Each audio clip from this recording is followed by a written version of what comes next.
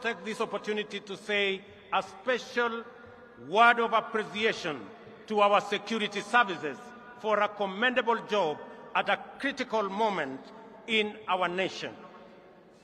Their services and heroic sacrifices they have made beyond the call of duty has kept our nation safe.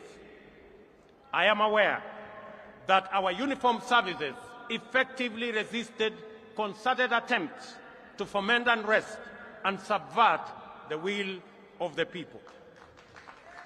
My special commendation also goes to all our candidates who contested various positions. Their participation enhanced competition and enriched public debate that underpins democratic choice. Special recognition goes to my worthy competitor and friend, the Honorable Raila Amolo Odinga, and his running mate, the Honorable Martha Wangari Karua, and all the other candidates who mounted a vigorous and determined campaign. I assure them that their supporters will be my constituents. I will work with all Kenyans, irrespective of who they voted for.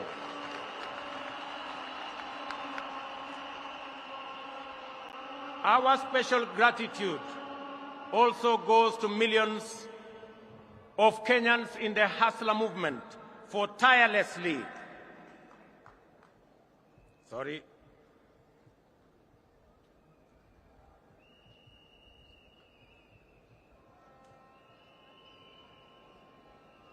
Very good. Very good. Our special gratitude also goes to millions of Kenyans in the Hustler movement for tirelessly mobilizing for the campaign.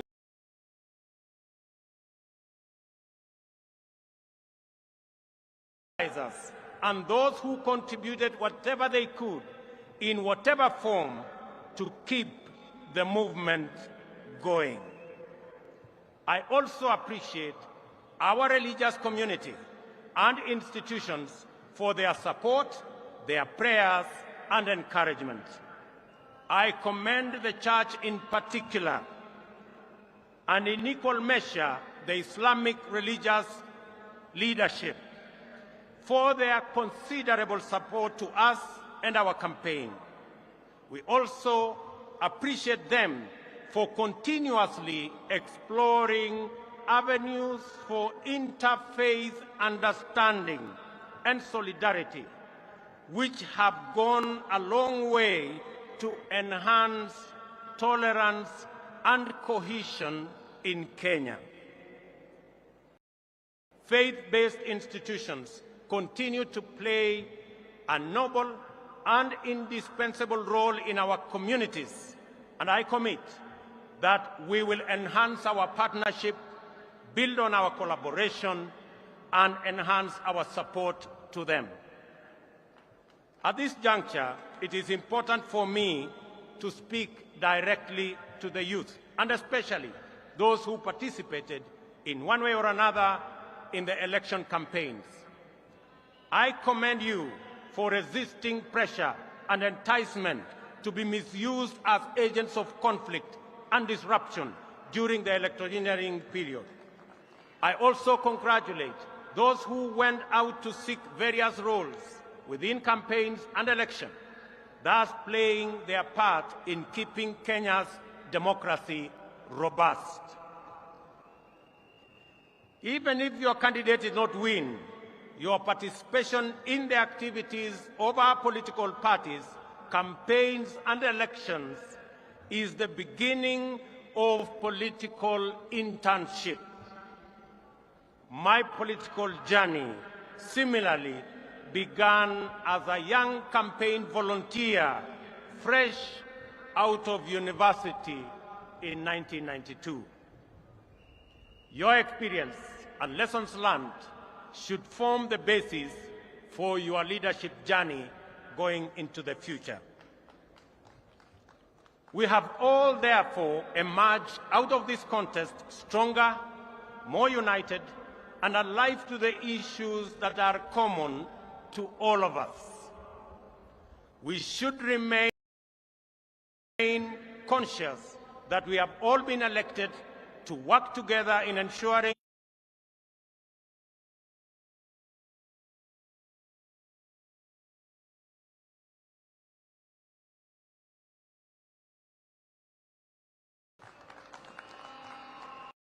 dreams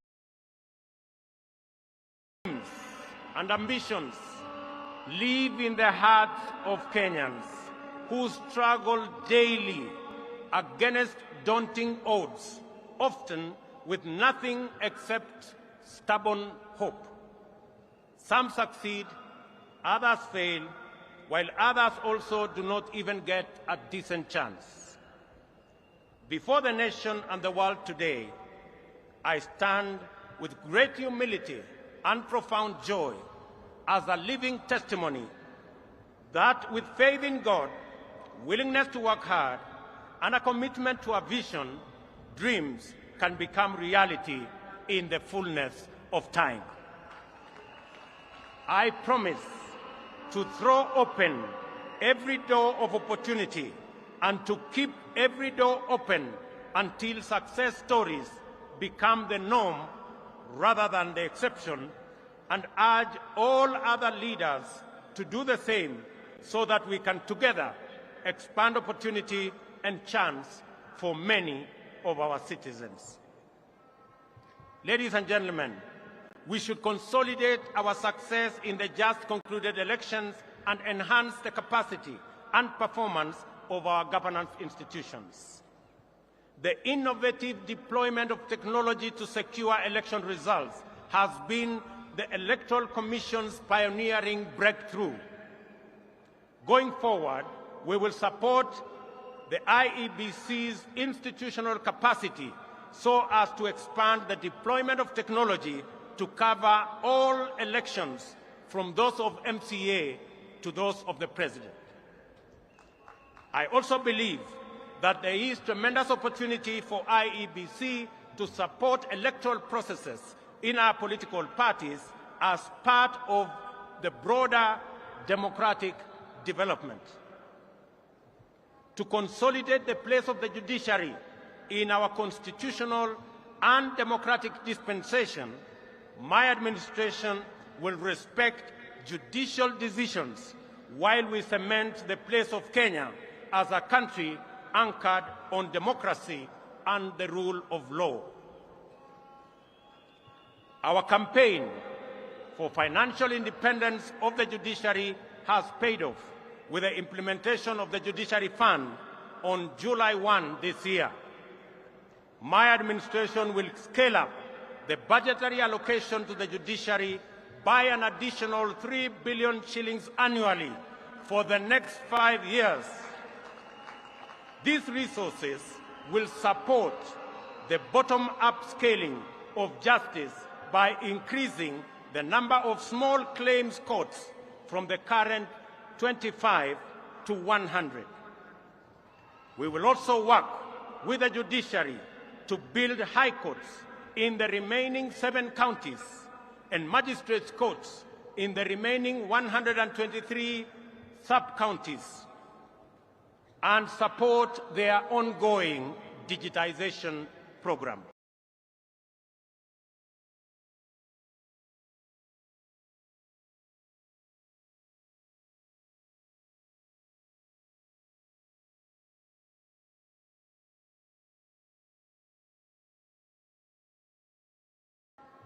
To further demonstrate my commitment to the independence of the judiciary, this afternoon I will appoint the 6 judges already nominated for appointment to the Court of Appeal, which was done 3 years ago by the Judicial Service Commission. And tomorrow, I shall preside over their swearing in so that they can get on with the business of serving the people of Kenya.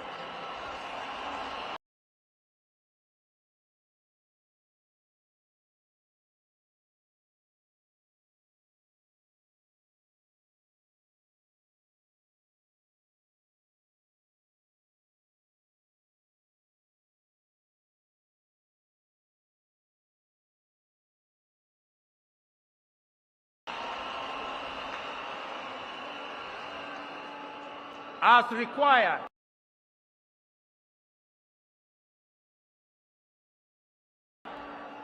by Article 245 of the Constitution, the Inspector General of Police is mandated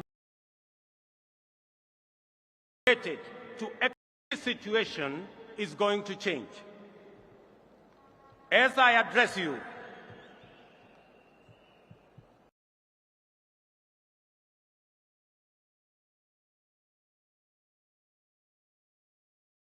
President, this situation is going to change.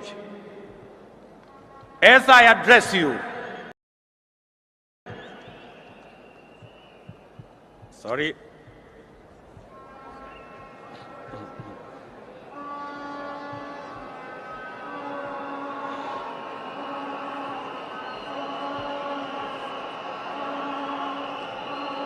One moment.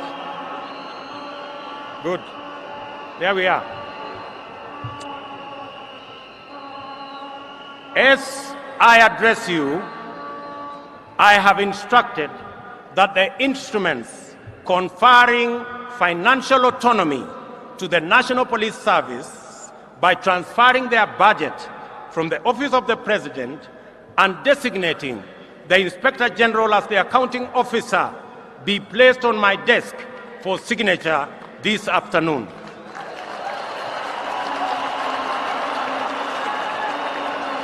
Financial independence of the police will give impetus to the fight against corruption and end the political weaponization of the criminal justice system, an undertaking I made to the people of Kenya. I understand the deep fissures and low morale in the public service, the intimidation that was visited on IEBC commissioners and staff during the election was also meted out on various other agencies and staff in public service. This is now in the past. I assure all public officers that my administration will respect their professional service, and no public servant, even chiefs and their assistants, will be required to run political errands for any political party or formation.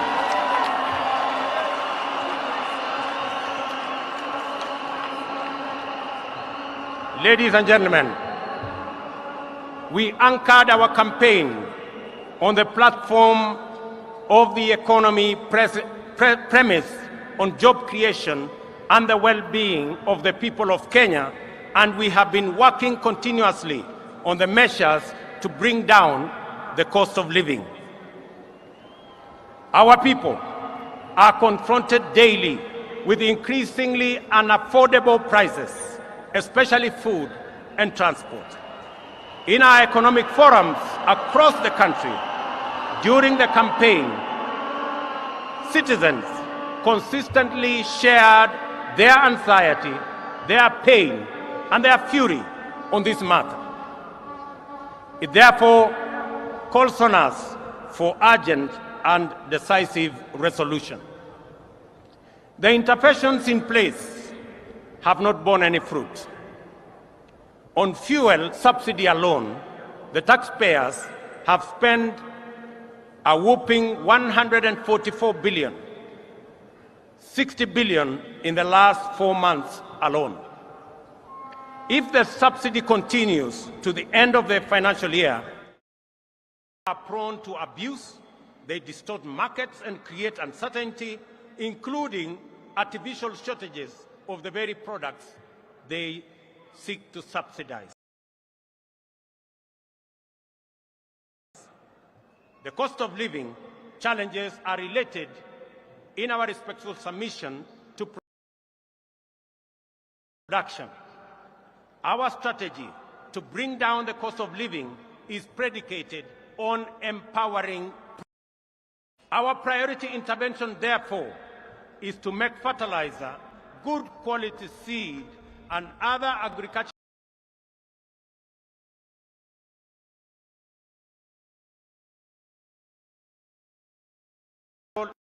inputs affordable and available.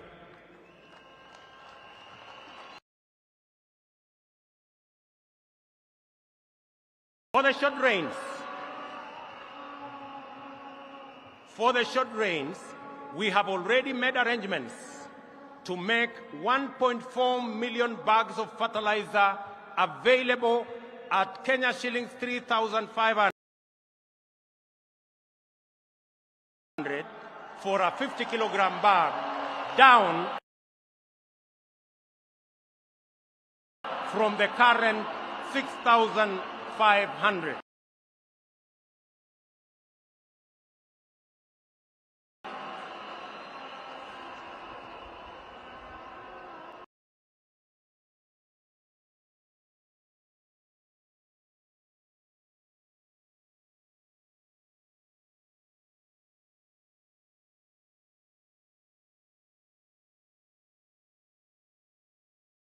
This fertilizer will be available from next week.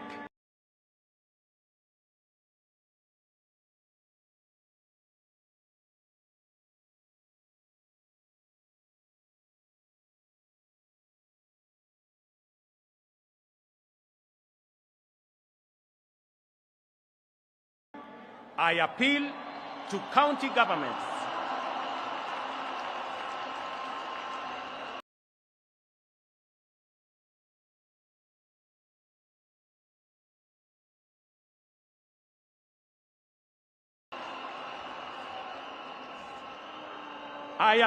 county governments in eastern, central, and western regions. Additionally, to cushion tea farmers, we have made arrangements with KTDA to immediately supply and in the long term. We are alive to the challenges of drought that face 7 counties, which are now at alarm, or 13 that are at alert. No county slips into emergency phase and will coordinate with county governments, which are the first line of our response. And I want to ask my colleagues, governors from Kenya, and especially those regions, to work with us in this endeavor. We are mobilizing resources to reverse this situation. Our goal is not just to provide relief and recovery to restore the situation, but to invest and unblock the huge economic potential of rangelands that constitute 2/3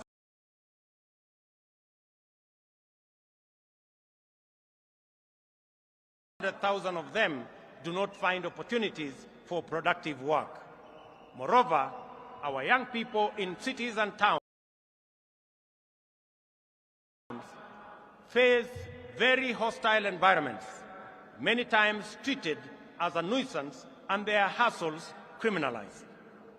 Those who seek to set up formal businesses are faced with a bureaucratic monster that is multiple licenses. Our immediate agenda is to create a favorable business and enterprise environment, decriminalize livelihoods, and support people in the informal sector to organize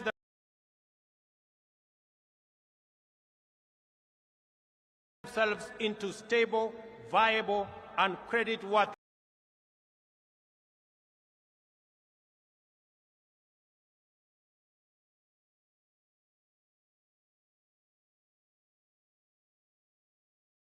business entities. This is the essence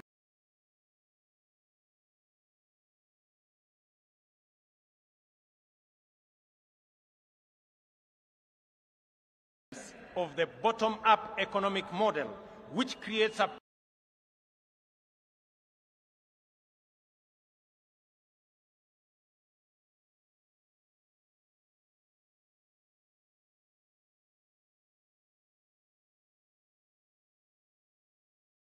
path for traders and entrepreneurs to build linkages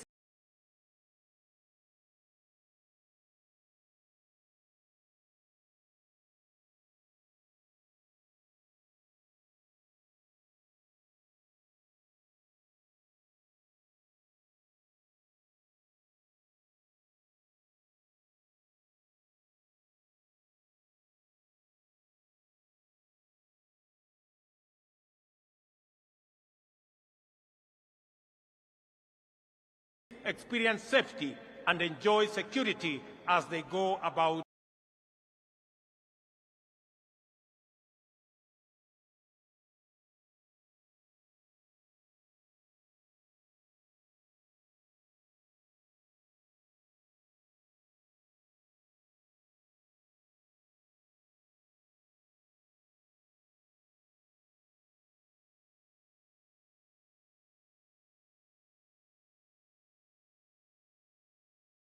their enterprises. We will work with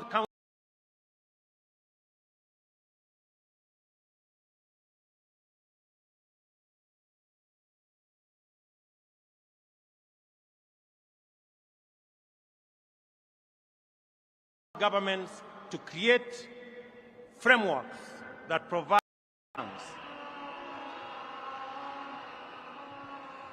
financial inclusion,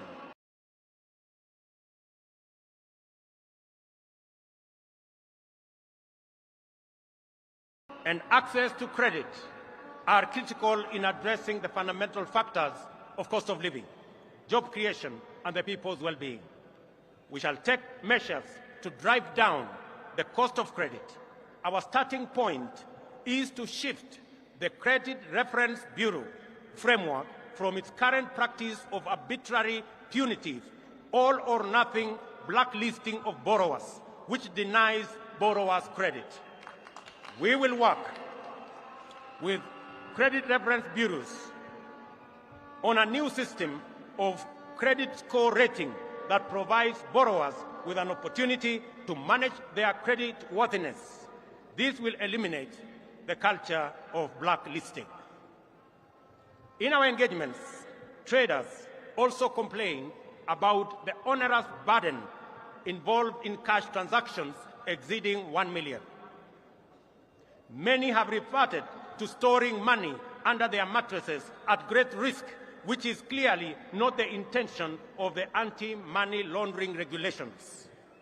While we remain fully committed to mitigating this risk, we believe that there is scope to make compliance.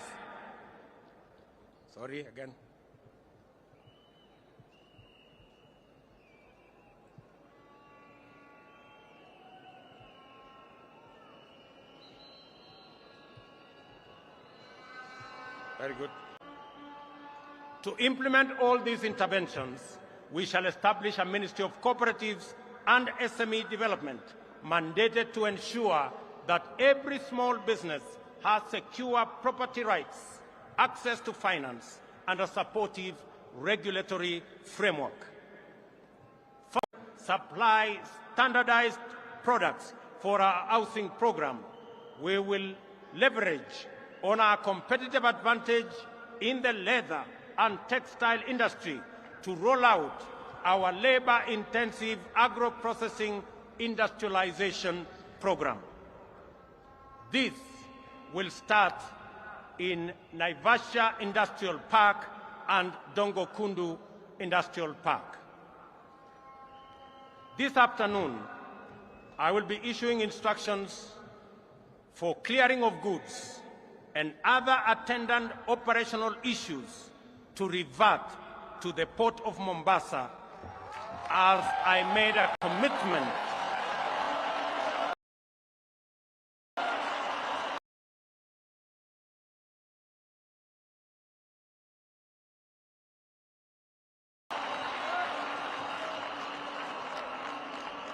to Kenyans. This will restore thousands of jobs in the city in pending bills for goods and services supplied to government. Clearly, we are living beyond our means. This situation must be corrected. I am aware that many individuals, families, and their businesses have been driven to ruin and forced to shut down over government unpaid bills. We shall give priority to the expeditious resolution of our pending bills so that the government can meet its obligation and facilitate better economic performance. In the coming weeks, we shall advise government creditors on the mechanisms for the resolution of their outstanding payments. We are committed to ensuring that they are paid in the shortest time possible. Additionally, we urgently need to expand our tax base. Our job creation agenda and the capitalization of our SMEs will go a long way in broadening our tax bracket. We will make KRA more professional, efficient, responsive, and people-friendly. I urge taxpayers to respond by undertaking their patriotic duty and pay their taxes. In furtherance to this, oversight institutions such as the Auditor General and the Controller of Budget will be adequately funded to execute their mandates. On the matter of gender parity, I am committed to the two-thirds gender rule as enshrined in our Constitution. We will work with Parliament to fast-track various legislative proposals and establish a framework that will resolve this matter expeditiously, as I promised in our manifesto. The participation of women in our governance does not